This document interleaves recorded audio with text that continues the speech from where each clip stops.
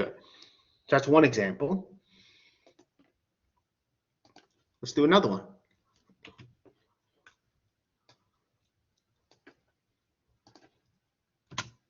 What about this one? Let's find the domain of this function. Well, you could use the quadratic formula x squared plus 4. If you were to use that, you would see something interesting. Remember, the discriminant is what's under the square root in the quadratic formula. And it turns out the discriminant of this thing is negative 16. In other words, if you were to try to solve this with the quadratic formula, you would have in the formula the square root of negative 16, which has no real numbers. In other words, because this is negative, the discriminant, this has no real solutions. Hence, this thing is never 0 for any real number. So this is defined everywhere. That is, the domain of this is all real numbers. Because again, the denominator, x squared plus 4, it's never equal to 0. This has no equations. Okay, good. All right. Any questions on this? Yeah, I hope that made sense. I think it did.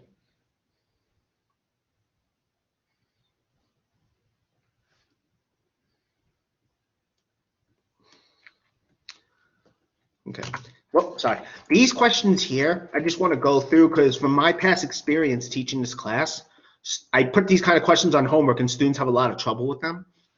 So let's let f of x be this polynomial, okay? Let's calculate f of negative 2 and f of 3. What we're going to do now is we're going to calculate them and add the results. So what's f of negative 2? Well, what do? You're just replacing x by negative 2, right? This is telling you for any x, this is telling you how to get f of x, the output.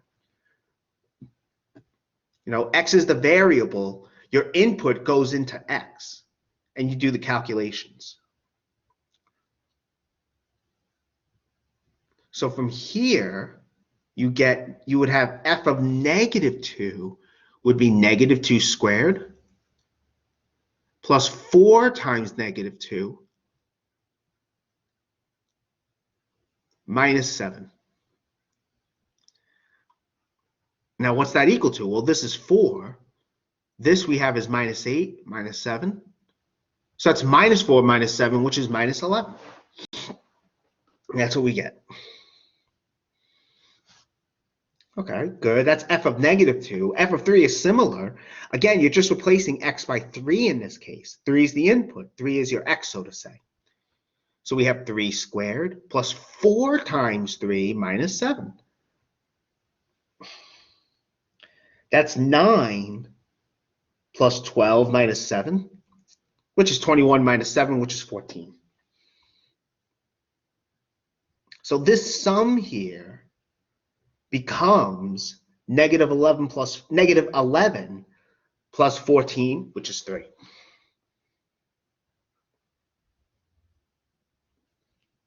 Okay, so that's what we get here.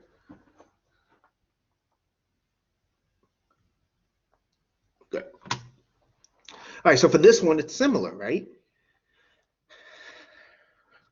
So this is f of x here, right? So if we so here we want f of 1 and f of 5, then we want the difference. F of 1, right? You replace x by 1. So you get negative 1 squared plus 1. Well, that's just negative 1 plus 1, which is 0. For 5, same idea. You replace x by 5. You get negative 5 squared plus 5, which turns out to be negative 20.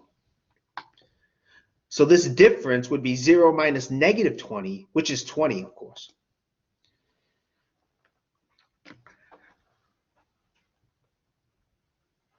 All right. Okay, so that's what we get here.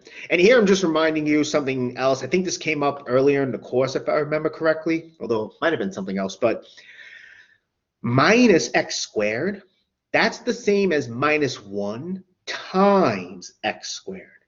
Minus x squared, that's minus 1 times x squared. You have the negative outside. In other words, it's not the same as this. Something I wanted to point out. Okay. And this is example 3. I know in the notes, I originally was going to have you try this on your own, then we go over it. The worksheet I really want to make sure we all have time for. So here, this is our function, okay? We have f of x equal to this. And again, we want f of 2 and f of negative 3. And then find their sum. So for this f of 2, again, what do? You replace x by 2 in here. That's what this is telling you to do. Whatever x is, you do 4 times x cubed plus 2 times x squared plus x minus 1. So in particular, when x is 2, you get 4 times 2 cubed plus 2 times 2 squared plus 2 minus 1. You know, and that works out to be, just by direct calculation, 41.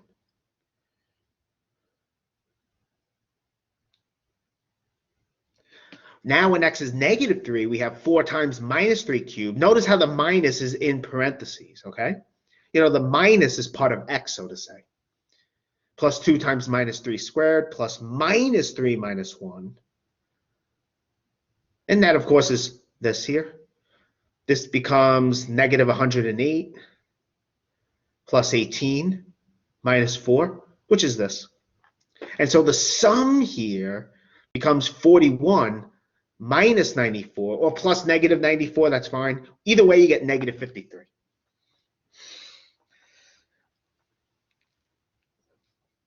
Really, for us, it's just a quick example of evaluating functions at different x's when your function is defined algebraically. Okay, are there any questions on this?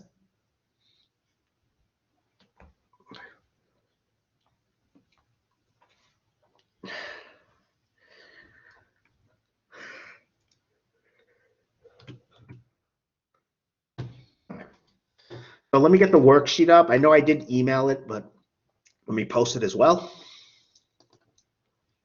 Okay. Then what you'll do now is just work on it for a bit, then we'll go over it together. Maybe not the whole thing, but let me just point this out though. What I would do for the first 3, right? What I'm asking you to do is determine whether each that should be equation, not function. Let me fix that. Whether each equation defines y as a function of x, it should be equation here.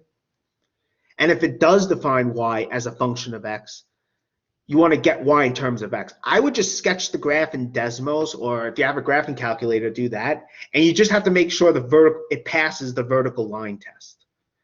That's how you would determine it. I can fix that. I can't do that. All right. So let me stop sharing this. Let me stop recording.